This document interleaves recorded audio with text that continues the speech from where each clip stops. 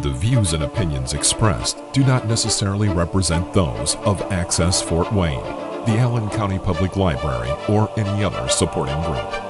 Access Fort Wayne is a department of the Allen County Public Library.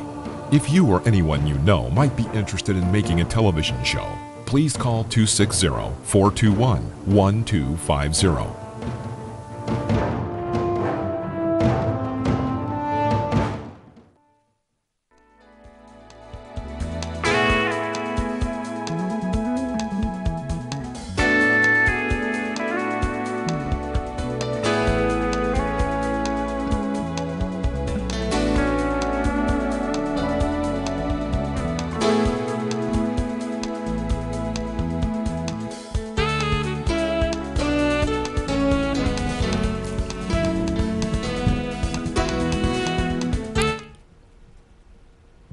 Hi, Dr. Rudy Kachmann.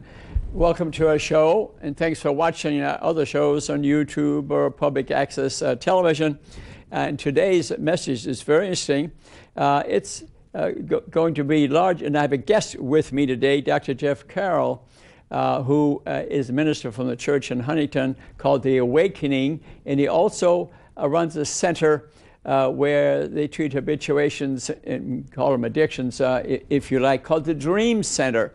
I've been familiar with it for almost 10 years now, and he's expanding, and it's just one approach, but frankly, I like it. And we're going to discuss the facility a little bit and talk a little bit about our habits and our addictions. Remember, nature, God, whatever you want to call it, designed in us a pathway for us to feel good. For example, I get up in the morning and I hug the wife, I hug the cats who are laying on my chest, and I watch my bird feeders and the deer walking by, and I take a walk in nature. That's how I feed my habituation or addiction. But a lot of people need cigarettes and alcohol and opioids and marijuana, whatever. And this is what we'll be speaking about today. So tell me a little bit, Dr. Carroll, about your experience there. Tell us about the facility a little bit. Okay. The Dream Center was established a few years ago, about 7 or 8 years ago, and it was established by someone coming to me on a Wednesday, after a Wednesday night service, saying, if you don't help me, I'm going to die. I didn't know a lot about addictions, didn't know how to help him, but I knew that he had no money and he had no insurance. So now what are we going to do? So we took him in. Someone gave me a house. People surrounded me, great leaders surrounded me, and we opened up and we birthed the Dream Center at that moment. And that has been going strong. We have 2 homes now. We have a men's home. We have a women's home. We have a thrift store downtown Huntington.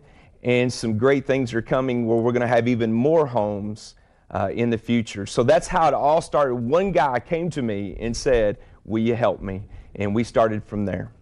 Well, that's, thank you for the story. And let's face it, this is a huge community. We have all these government agencies, you know, hundreds, thousands on occasion, meet at the state and the federal level, and they talk about how great they're coordinating. But are they getting much done? I'm a little skeptical because I read the paper yesterday, Journal-Gazette in this country. I couldn't believe the number. 70,000 deaths in this country. Yes. From a, did you read that too? Mm-hmm. I mean, obviously the model, the top-down model is not working. We're working more on the bottom-up model, and we, of course, some of the people are severely addicted now. That's where you meet them, is where you treat them. So in that sense, so tell us a little bit about what you're feeling, what is addiction? Yes. Here's something that I've learned in this process over the years is addiction is affecting, it's an epidemic. It's affecting every part of society today, whether it's the $1 million home or whether it's Skid Row in LA. I've been to Skid Row 5 times in LA. And the only difference is between the $1 million home and Skid Row is one is behind closed doors and one's out in the open in Skid Row. It is affecting every part. And what we're learning is addiction is something that it's something that we have allowed to control our life. Every addiction starts with a lie. It's the lie of your enemy trying to destroy your life. And he says you need this to even get by. So what we're learning is that how do we attack addiction? How do we attack one by one in helping people just not get sober, but find freedom?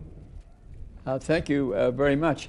And so what is the root of it, do you think? Remember, I mentioned that nature, God designed in us this circuitry for the quick fix, the dopamine, and the long-term fix, the serotonin, that music and dancing and yoga and relaxation or a church service, but some people have been doing this for years. You know, you're gonna, and you can take an opioid, one dose of OxyContin, and maybe addicted for your life because you feel so much better than what nature designed. Right. How do you calm this down? What do you do?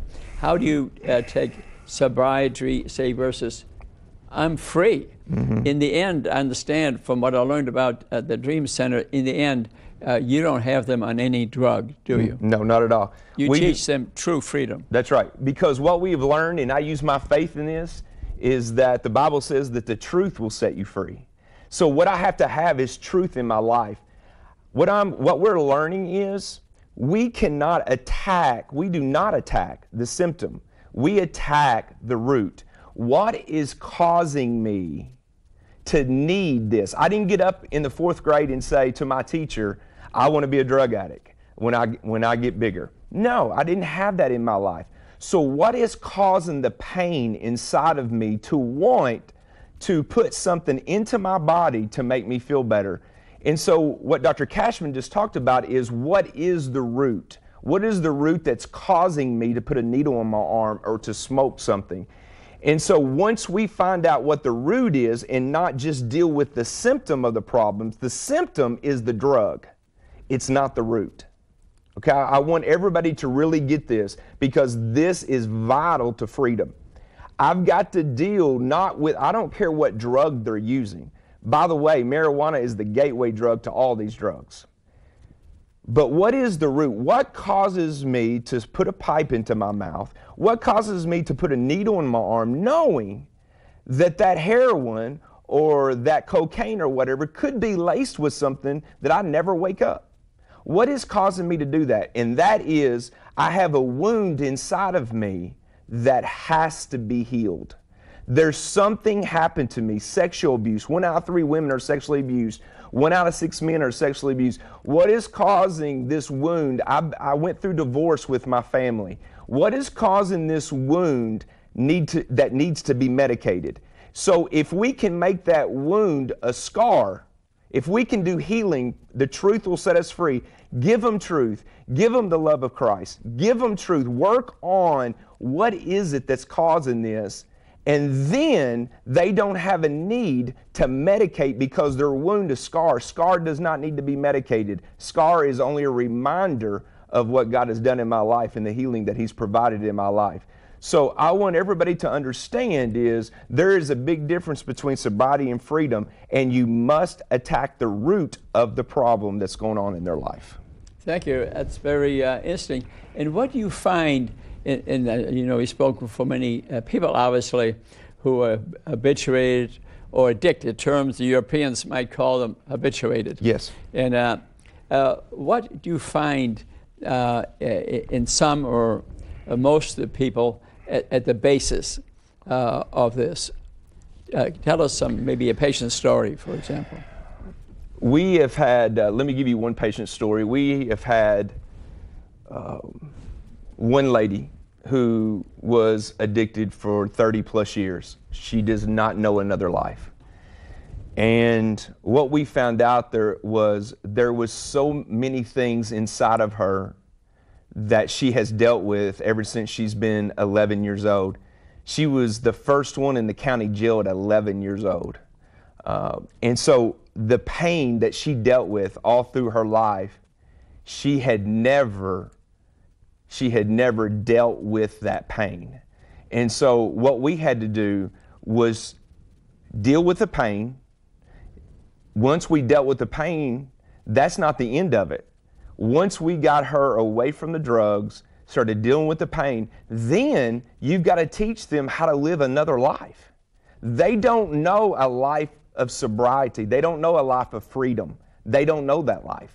And so then you have to teach them how to get a job, how to do a resume, and all these things that go past that. So there was one lady that was addicted for 30 years. She is now free. She is now living in her own apartment. She is now living life to the fullest. And we just know that you don't need to get another drug to come off the drug that you're already on. What you need is to be set free where you don't need any medication to move on with your life. This interests me a great deal because a lot of people who are addicted, I mean, prevention is what I mainly teach. We'll speak about that later. But they'll give them medications. A common one, a health commissioner wants every doctor to be trained or health professional for Suboxone. Mm-hmm. Now, Suboxone doesn't give you the high, but it's still a narcotic. Right. These people really are not free, are they? No, no. Whether it's Suboxone, whether it's methadone, we have methadone clinics set up. Yeah. This is not freedom. This is just moving from one drug to the next drug. And it's because we're dealing, Dr. Kachmann, it's because we're dealing with the symptom of the problem. We're not going to the root because a lot of people don't know how to deal with the root. They don't know how to tell people truth and to help them heal the way they need to be healed, where they don't need any clinic to go to. I got you. Now, when you get to the root, is something that you refer to a lot, or they talk about a little bit and they seem to get past that, or does that take psychiatric counseling? Do you do the counseling? Yeah. And you, when you meet with a typical person Right. with this, Right. you review that with them and maybe carry it. And for example, on the 12-step program for alcohol, Right. spirituality is in there. Absolutely. Some people have programs without spirituality. Right. But my experience in reading about it and everything, talking to patients, I found to carry it to some belief system, Right. it clearly has value. Yes. Absolutely. And We're created to worship something. God created us that we have that built in, we have that soul built into us. And one of the things that we're finding out is that we have people that are trained professionals that give us their time to come in and do one-on-ones a lot with these patients. I see. Well, we have trained. We applaud them. Yes, Yeah. we have trained professionals that come in that are master degree levels accredited by the state of Indiana, and they come in and give their time to do one-on-ones and groups. We have an outpatient program that the court system in Huntington uses that is approved, that we wrote. And so they do that, they do one-on-ones, and then from the spiritual part, we do with the patients that we have. Yeah. I'm familiar with the Huntington system because when the pain epidemic hit our city Yes. here, they were really slow in responding. Yes. I even went to head of public health and with books and everything, and I have to thank Huntington because I went to Huntington, and what did the coroner say? What do you want me to do, Rudy? I said, well, form a task force, and they formed a task force, Yes. and you were on it, Jeff, and we thank you for it. And we sat around this big table with prosecutors, Medicaid fraud people, state attorney general, judges. I mean, it was a great task force. Yes. And I educated them as to what pain was, but you reiterated what was available to you, and we get something done. I think. Yes. Do you think? Would you agree that we were able to close down a few pain centers? Absolutely. Yeah, that A they were huge amount. Huge amount. Yeah. Yeah. And, yeah, we were. They closed and moved out of town, and Yes. and because we understood addiction and what it was doing to the people. And I have to compliment Huntington too, is that they have presentations to the high school students fairly regularly, don't they? Yes. Because yes. I've been down there Yes. a number of times. Do you still do that work Yes. with The teenagers? sheriff, in fact, the sheriff, which I'm Yeah. the chaplain at the Huntington County Jail, the sheriff goes regularly now to the high school and teaches a class about the high school. I remember going there 2 or 3 times. Yes. And seeing you there, because addiction. Let's talk about kids and addiction a little bit, and especially with I've done some shows on marijuana, which scares me, and I see that you think marijuana is the gateway drug. Absolutely. When people are hesitating, yet a governor signed a bill here recently that one of the medications that's slightly related to marijuana has THC in it, 0.3%. He approved it legal to be sold almost everywhere. Would you agree that, I mean, what I've been saying in the newspapers at least, letters to the editor, and I wanted to publish another one to continue the discussion. I wanted to open the discussion, but I tell you what, I heard back from the Journal Gazette yesterday, and they said they were not going to publish any more letters because they didn't wish to continue this interchange between me and some letter writers, as that was kind of sad, because we were opening a discussion that would affect the lives of a lot of people. Yes. People were, because it's at least my opinion, that the governor has opened the door to marijuana. Right. Next will be medical marijuana. Right. And next will be marijuana. You just buy it anywhere, like in Colorado or state of Washington. Yes. And what did we say? It's a gateway drug. It leads to the next thing. What about the effect, any thoughts on the brain of children who manage to get a hold of their parents' medications, for example, or their marijuana, or their alcohol, or their cigarettes? Right. You know, they're on I met with Smoke Free Indiana a few days ago. Smoke Free Tobacco is the name of the organization. But when I brought up, are you following the marijuana thing because you smoke it? Right. No, we cigarettes only. Come on. It again shows lack of our coordination, that we all, I think, have to work together to stop this exposure of addictive substances to this child's brain. The children's brain is not fully developed till age 25 or so. And tell us about your experience in children a little bit, what you know about that.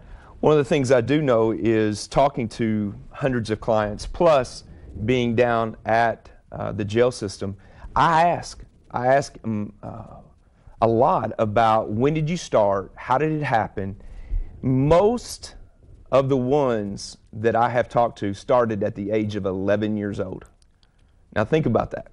11 years old. Many of them started with their parents at 11 years old. They can remember, I had one said, I can remember at 5 years old rolling their joints for them and laughing about it, and they're laughing about it. So if you started at 11 years old, as Dr. Kachmann said, which is out of my league, is your brain's not fully developed. So that means that when the addiction starts, all your social skills that needs to be developed with you stops.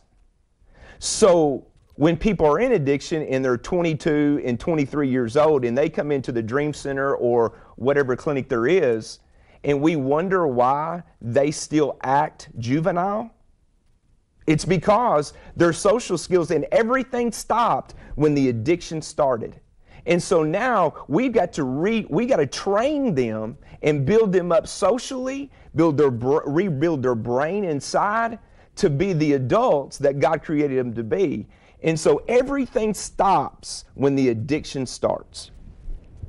Thank you for discussing that. What I've read too on the marijuana, which I did in detail, William Bennett's book, who was head of health in the nation in the Reagan years, for example, he wrote an excellent book, How to Raise a Drug-Free Child. It's a great book, and what he's speaking there is that, for example, marijuana will punch holes in a child's brain.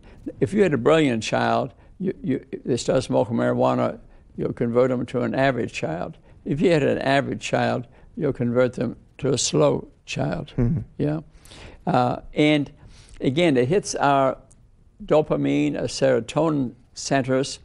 But with marijuana, they speak now about CB1 and CB2 receptors that nature designed in us, God designed in us. They're all over our body. CB1 mainly in the brain, CB2 mainly in the body. And these receptors, they've not really studied the interaction of these medications they take. It's called the entourage effect with other medications. And even when they speak about CBD oil, you can rub it on, and it's allowed to have 0.3% THC, marijuana in it, and people think, oh, it's nothing. But the state law says, the governor signed it, okay? Holbrook signed it, and it says, if you buy the product, okay, is that it has to have a label as to the manufacturing company. So far, so good. That it has to have the name of the testing company, but the manufacturer can name the testing company, okay? Well, you can see a problem here. If you're the manufacturer, you want to increase sales, you're going to pick a testing company that maybe not so accurate, maybe has a little more THC in it, because the definition actually of CBD is that it has to be part of the marijuana plant. It can be any part, but cannot have more than 0.3% THC. But THC is the addictive part of it. You say, well, it's too low. But it says, though, in a book that I read on CBD oil of a doctor who runs a big clinic of it, and I thought it was a pretty honest book. On page 40, Gregory Smith is his name, and what he says on page 46 is that the THC content is so different in different plants that the testing system is unreliable. So if you're just rubbing this stuff on, you don't really know what you got here. And remember, I spoke about the entourage effect. If you're rubbing these things on, and I know a patient recently went to a doctor and they asked about CBD. Oh, you can use it for aches and pains, no problem at all. That doctor forgot the entourage effect. That's other FDA-approved medications you might be taking. What's the interaction with CBD oil and these other medications? The entourage, not been studied. And for a doctor to say that, I think that's a big mistake, because they don't know how it's going to react with the 5 or 10 medications that you might have been taking. You see the danger here? Yes. And I know some providers in town, actually, that sell it out of their office. They themselves give lectures. I see medical doctors, DOs, and chiropractors doing it, almost giving a lecture every day. They'll disguise it under wellness lecture. Watch out. A lot of those and a lot of these are pyramids. There's one doctor, and including his wife, because one of my selling it, and an employee in their office also is selling it. Yet, remember the entourage effect, and Gregory Smith comment, page 46, where he says you can't rely on the testing, yet they're selling it. Watch out, watch out. Someone's going to die or something's going to happen here. You may feel a little better because you get the CB1, CB2 receptors. A lot of it could be placebo effect, though. That's right. It'll be, and you're familiar with that, too. Not many providers. Actually, I wrote a book called The Mind-Body Connection, based on Kenneth Pert's book, Molecules of Emotion. And what she discovered the original opiate receptor site in our body, 1971. She was at NIH, a woman in a male society, and she was looking through the microscope and couldn't believe her eyes. She was looking at individual cells, okay, and she could see our cells have on them receptors like this, and she could see the chemicals hitting these receptors, sending the message to the cell. Yeah, she just discovered the receptor sites, but then that was for external morphine, but then someone else in Scotland discovered 3 years later, for us to have the receptor, for God or nature to have designed it in the first place, we have to make a drug that works there. Our endorphins, our feel-good stuff, which, you know, I play tennis or pickleball or dance or tap dance lessons I'm taking now. They produce a lot of endorphins to make me feel great. Yeah. You're smiling, your endorphins are being secreted. So this is the system that we want to satisfy versus sugar, alcohol, cigarettes, marijuana, the big gateway. And a lot of us are addicted to sugar too. It makes us feel good. A donut, you know, if there's a donut laying on my desk at home, I come home late at night after I've all done today, do you think I could resist that? I doubt it.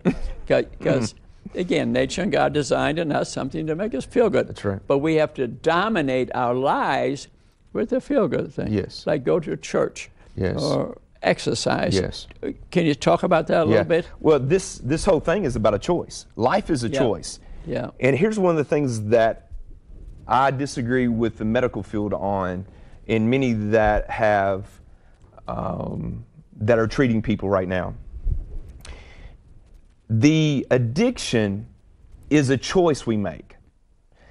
It is I have a choice to do good or bad. I have a choice to be in a good mood this morning or a bad mood this morning. I have a choice. It's the same thing with addiction. I have a choice to take the drug or not to take the drug. Right now, we say it's a disease. Now, think about that. So addiction is a disease. Cancer is a disease. I don't choose to have cancer. That's a disease. It's in many people's bodies. But addiction did not just come up in my body. Addiction is because I made a choice to put a controlled substance in my body that now I need all the time. So one of the things that I think that you're talking about, Dr. Kachmann, is, and the real question is, follow the money. I mean, that is the real question that we have today is does society, does the upper echelon want us to be free? Or are we going to continue to legalize things to put us in bondage and where money can flow and people can get rich off things that are hurting society? So my whole analysis to all this is, in any time that I see things like this happen that does not make any sense, is let's follow the money. I think this is an excellent point, Jeff. I'm glad someone joined me in my constant comments on that because the lobbying money is following the lobbying money. I mean, let's face it. Wouldn't you believe it? When sugar causes most of type 2 diabetes, and it's 70 illnesses associated with that, which is one of my things I speak about a lot. The sugar industry is giving a lot of money to Congress. Yeah. And recently, matter of fact, if you watch 60 Minutes, June 18th, I think it is, somewhere in there, just watch that, where a member of the Drug Enforcement Administration has noted the pressure from Congress by a Tim, I think Gibson is something like that is his name, from Pennsylvania, managed to pass a bill by consensus, a federal bill. Consensus means it was read by the House and Senate 3 times, but no one had to raise their hand and vote yay or nay so they could have to face the public. Yeah, that happened. And yeah, you just watch that show, June 18th, 60 Minutes. They exposed it and it interviewed this gentleman from the DEA, how they legally, he used to be able to prosecute, for example, McKesson and Cardinal Health, and because they were the big distributors of narcotics. I mean, they want to attack, you know, also people are using it or selling it locally, obviously, and prevent. And but they noticed the big distributors, they could track them, and they were trying to stop it. And you know, it was prevented by this bill passed by this gentleman from Pennsylvania, and also I think a senator or representative lady from Kentucky. The two joined up to pass this bill by consensus. No one had to step up to bat and say, I voted for it, I voted down for it. And it's very shameful. So the government is working against us. And like I said, they'll meet in town, and they'll have this state wellness meeting, and they'll say, we're well coordinated, the police, the city, the county, the state, the public health, medicine. We're all working together. We're all working well together. You may think so, but you're not working well together. And that's the top. The top is promoting addiction in this country. It will not change, Jeff, till we on the bottom say, enough is enough. Yes. And that's the project we're on, educating the public. But you must help and vote and find out what your senator and representative, because the next thing I think is going to happen is, because the door has been opened to marijuana, which we both agree is the big gateway drug. It can be as alcohol, cigarettes. Marijuana is the big one now. It used to be just doctor's scripts. That's a little less. That's part of it too. The definition of pain is a problem, Jeff. And as you remember, when I went to Huntington County and met there, I tried to promote to the group that we assembled that we need a new definition of pain. I even wrote a book about it. It can't just be you go to the emergency room and you go see the doctor and say, what's the level of your pain? Oh, it's a 9. That's a 0 to 10 rule. The government promoted on us. I think it was the CDC and NIH promoted the 0 to 10 rule. Matter of fact, they made it, they paid you less if you didn't follow it. Right. They come to the emergency room, what's the level of your pain? Or even on the wards, it's a 9. If you did not give them a narcotic at that stage, they reduce the amount they pay you. Oh, yeah. And sometimes even pulled you in front of the state licensing board. And they had meetings about it, but that 0 to 10 rule was a very bad mistake. They backed off it a little bit now, and then we've come to find out they could have used non-narcotic medications, and they're doing that a little bit now, I think partly in town here because I was found out that Toradol or Ketorolac is a non-narcotic anti-inflammatory, has some risk, don't take it. It's not riskless, but not that high risk. A non-narcotic, it's now being used for emergency migraines. And you go to some emergency rooms now, someone told me today that a nurse is that she works in the emergency room, that the patients will come in and want something for pain, and they will say, I don't want Ketorolac. Yeah, but it's very effective. I had 2 kidney stones. Fortunately, don't get sick much, but I had a kidney stone when I was going to the National Wellness meeting. I'd eaten a big nut. Some people don't tolerate oxalates, and I think that's me. And 10 milligrams of Ketorolac IV, and man, I was dancing down the hall in 2 minutes. Wow. So I think it should be used much more commonly. In general, it has some side effects. You got to read about them. I didn't say you go get it, but become knowledgeable about it, but you don't get addicted to it. So am I saying don't treat the pain? No. Right. But we can try other methods, a good massage, a little yoga, a little Tai Chi, a little laughter. What kind of things are you teaching at the Dream Center to get people, remember an addict, the way I feel about it, they're traveling down here. You know what I mean? That dopamine, serotonin is so low, they just don't feel good. Yeah. They feel like, got to eat some sugar, some nicotine, some alcohol or narcotic. So how do you tell the people to satisfy their depressed, say, low state to improve it? What are you teaching them? Yeah. I think one of the things that people should know is that we don't even allow cigarettes there. We ask them, do you want to be free from all addiction or just some addiction? So if they say, well, I still want to smoke, then we're not the facility for you. And so second of all is we want that person to remember the detox they go through. Because I might be hesitant to go back if I remember the 3 or 4 days that I just went through. Hey, we've prayed for patients and they never went through detox. That was heroin, which is the worst to detox off of. But we go through a systematic time with these people that we give them green tea, we give them some chocolate to help them. But we go through a systematic time with these people to get to the problem that is causing their addiction. That is the key thing. We are privately funded. We get no help from the state, the government, because we will not send our clients to facilities that are approved where they can get counseling and they can get medication. We're not going to do that. And so we get no funding because we will not join in with trading one drug for the next drug.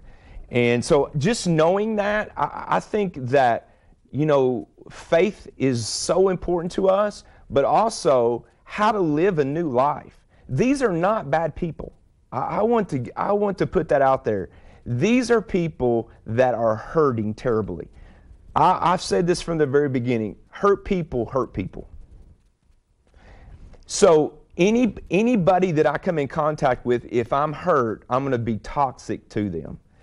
And I have a huge need inside of me because I am hurting to fill that need and to fill that void. And so many people use drugs to do that because other people are not telling them other things. So I just want people to know that Indiana Dream Center is a place that you're going to find freedom. Our team has a slogan, and it says, "You either grow or go," because we're full all the time.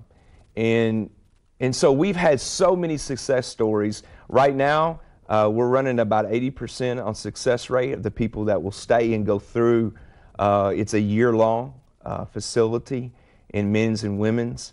But we've seen God do some incredible things. Some miracles have come out of there. And it's because we don't rely on the government or anybody else to do this. We rely on the one that created us to do this. And we help them to become all that they're just looking for their purpose. They don't know their purpose. They're looking for their destiny. We were all created with purpose and destiny. And if we don't find that, we use other things and we live what I call a false identity in life. So we help them find, why am I even here for? What's my purpose? Because if I can find that and find healing, then I can move on with my life. That's a wonderful statement. Purpose for Life. Yeah. It's a book that was, Yes. written, and Rick Warren. Rick Warren's book, and I read it years ago. Yes. Actually, and found it very helpful. Yes. And I feel so lucky as a 39-year-old guy for the 42nd time to have a purpose in life. That's right. Helping people. Yes. There's no better purpose than that. Why? Yeah. Because God created us to be givers, not takers. Addiction is we take. But we were not created that. So that's why we're so miserable. God created us to give. So we were all given purpose in this life to be givers. That's why it feels so good to give presents.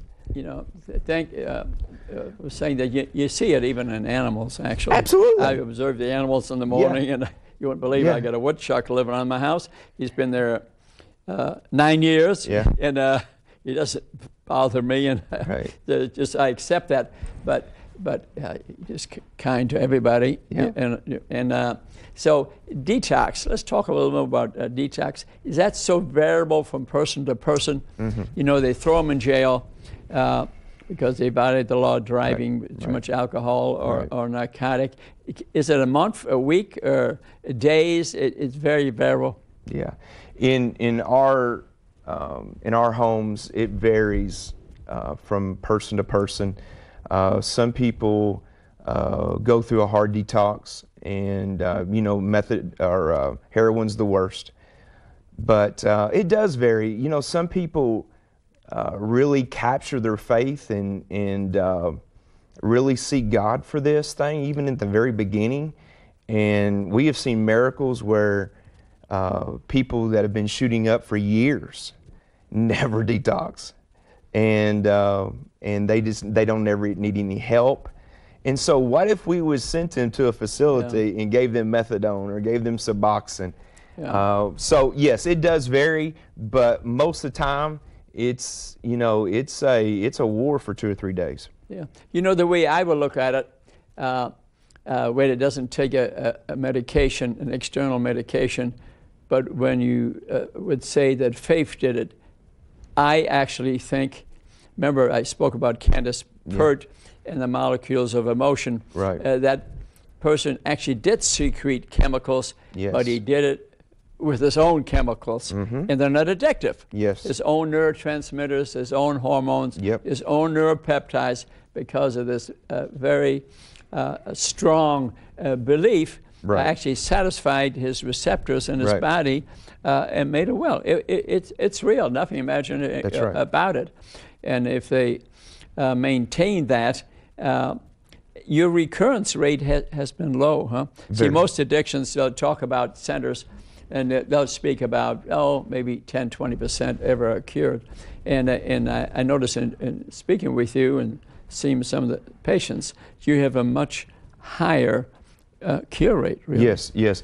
And what we do that is because we keep them connected into a positive environment. Your environment's everything. Your environment will predict your future. So we put them in an environment after they graduate, and we help them get an apartment, we help them get started, they get a job before they leave us, so they're ready to fulfill their life's dream. So in that, we keep them connected into our family, and where there is accountability. Everyone, we learn this in society, everyone needs accountability. If you don't have nothing to hide, then you're living a life of freedom. But if I have something to hide, then I want to be isolated. A life of isolation will destroy you. So we put them into a family environment to keep them connected and keep them accountable, where they can continue on the road that they're on. Thank you. I mean, I'm a little bit concerned that government funds don't support you, because freedom is what it's all about. Yes. And you don't have freedom. You're on methadone or you're Suboxone. You're better. Some people, it saves their lives. I'm not totally opposed to it. But are you familiar with Vivitrol? Yes. That's a non-narcotic, and that also seems to keep people from getting you high. I notice they use it even in some obesity drugs, because people need the high of sugar. Right. And some of the same drugs are used in that. You ever have had any experience with that, the patients, or would you be more for Vivitrol if you had to, but you say, no, I'm for freedom. I don't want people even to try that. It's kind of hard to say, huh? Yeah, I know a lot of people, several that have, before they even got to us, they had taken Vivitrol, and Vivitrol, my understanding, is a blocker. And so if you even put a drug in you, it's going to block it, where you don't get the high and you don't get this. And everything I heard has been pretty positive. My feeling is, let's don't complicate the issue. Let's do what we see that is working. Because here's the real thing. To create a new you must destroy the old one. Yeah. Okay, so my old life had to do with medication. So if I'm going to create a new me, then I've got to live a new life. And my new life cannot be surrounded with medication to get me high. And so we've just taken the approach that nothing changes until everything changes. And we want a full proclamation of change in a person's life, where they can learn how to live a life non-dependent upon drugs to get up every morning. I get your point. It's excellent. I go along with you on that too. I think because even that if you on Vivitrol, which is a little friendly, I mean, it is not a narcotic, at least. You're not going to crave it, for example, but still you want to totally be independent, to have a purpose in life, positive thinking in life, and socialization is helpful. Do you get your people out in the community and through the church? Yes, we do. That's part of it. How about children? Do you get any neonatal abstinence syndrome children coming with the mothers or anything? Because the mothers were addicted. Well, if they had a newborn baby, they're addicted too. Yeah, they're addicted too. Yeah. Do you have any contact with babies? What we do is we ask families to get involved, because addiction, one of the things we have to understand is addiction does not affect just you. It affects everybody around you. It affects your family, it affects your friends. So in the recovery progression, we need the families involved. So we ask the moms to come in, and the babies and stuff are taken care of by family members. Especially the first 30 days where we can just have them, and then we have visits set up with the kids. But here's our approach on that, Dr. Kachmann, is for her to be the mother that she needs to be. Yeah. She needs to work on her first. I got you. Because what the stress of the baby causes is a trigger.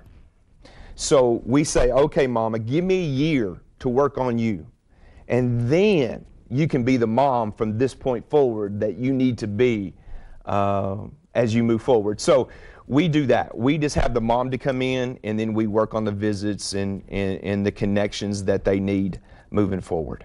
Yeah, I think that's absolutely great, because I'm, as usual, writing a book, and this one I'm writing largely about children, how we are harming our children. And so let's spend maybe the remaining minutes talking about a little bit about prevention. That is a huge subject with me and for you. How can you prevent this problem in the first place? I mean, like I said, we have designed in us the dopamine, the quick fix, in the long-term serotonin. Nature, God designed it within us, and we need to satisfy that with good habits to begin with, so you don't want to drink. So especially, I'm speaking about children. The brain is not fully developed. So if we're not watching our children, parents need to really embrace their children and know where they're at, when they're coming home. That's right. Are their friends drinking? Are their friends smoking? I hear, for example, that right now, even at the high school level, maybe 30%. I was just a Smoke Free and Down, and they said 6% of the kids are smoking cigarettes. You believe that? More than that, yeah. Oh, yeah. Yeah, I don't believe that. Because I know from the stats already, so that brought up the marijuana thing. You say, oh, we don't study marijuana. Well, wait a minute, that's the gateway drug.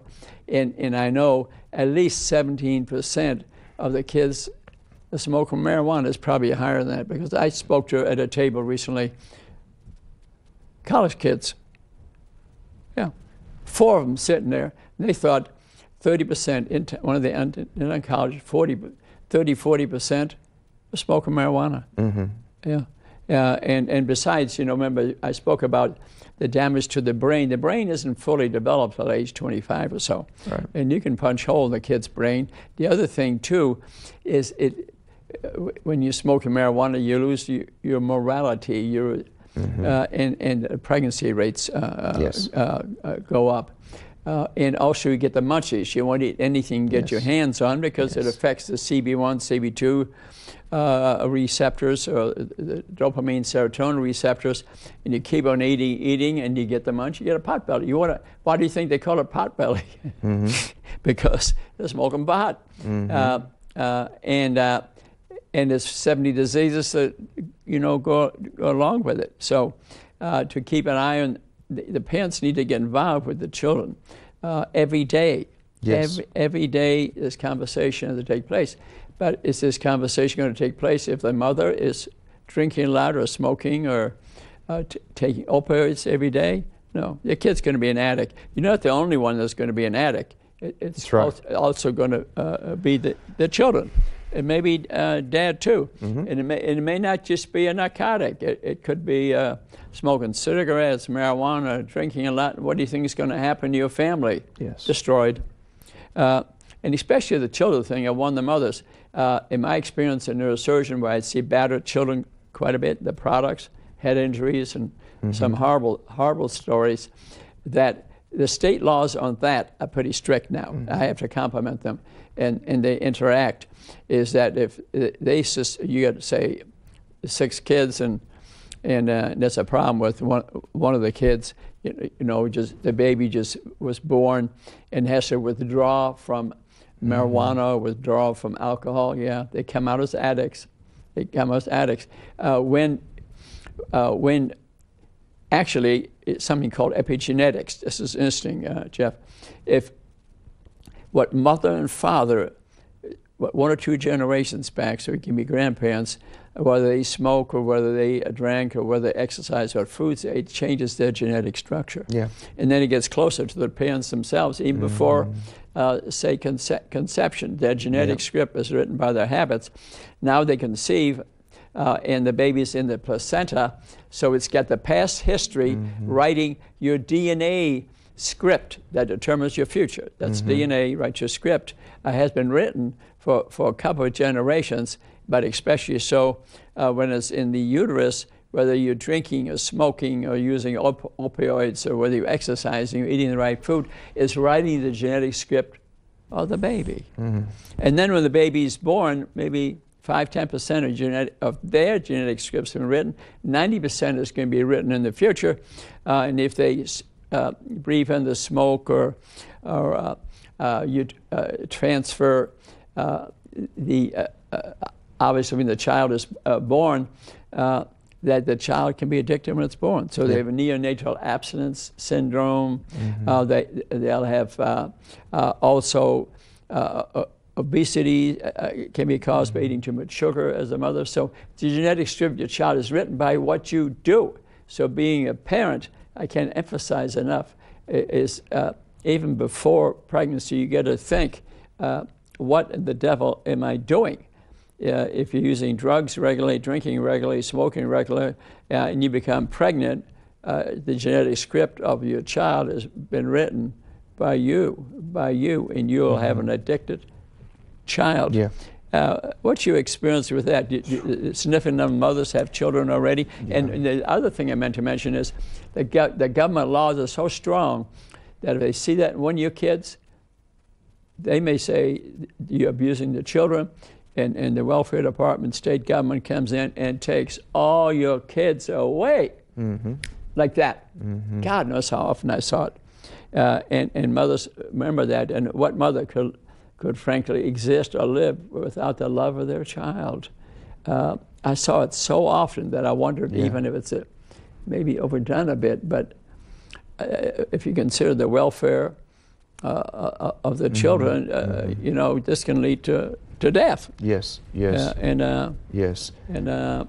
it's a scary scenario. It is. One of the things I would like to say to the parents is this, be a parent, not a friend.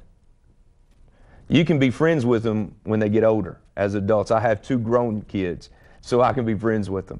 But when you're the parent, be the parent. And the other thing I would say is, think about the choices that Dr. Kachmann just talked about, whether you're pregnant or whether you have a child right now, is these things that can become on our kids because of our choices, the drinking, the smoking, the drugs, or whatever that may be going on in your home right now. Ask yourself this question: do I love this more than my child? Just think about that for a second. I tell parents all the time, I don't think I can quit drugs, and I talk to them in the jail, and I don't think I can quit this, and I don't think I can quit that. I said, the next time you put a bottle up to your mouth, I want you to think about, do I love this? Because if I drink it, I'm saying that I'm taking a chance that I could lose my child, or my child can become me. Do I love this more than my child? Because one thing we do know, and Jesus made us this way, is love conquers all. And if I have true love in my heart, I want the very best for my child. I want you to know, if you're sitting out there today that there is hope. And the hope is in God, and the hope is there's people like myself and Dr. Kachmann that are willing to help people. And I just want to challenge you with that. Thank you very much. Beautiful words, Jeff. Exactly my thought process. And the love of the mother is frankly beyond everything. Yes. And to approach it, love. That really conquers all. The Bible says. Conquers all. Thanks very much, Jeff, for Dr. Carroll, for participating in this talk that we had today. I think a lot of people could profit from it. It's a huge problem in this community, and we're you're working somewhat from the top down, but also from the bottom up. Absolutely. Both. We need to work from both directions, and I think that government agencies need to work more in the schools. William Bennett, who you quoted from that quote you gave, and would manage through public education to cut the opioid epidemic in half, 50%.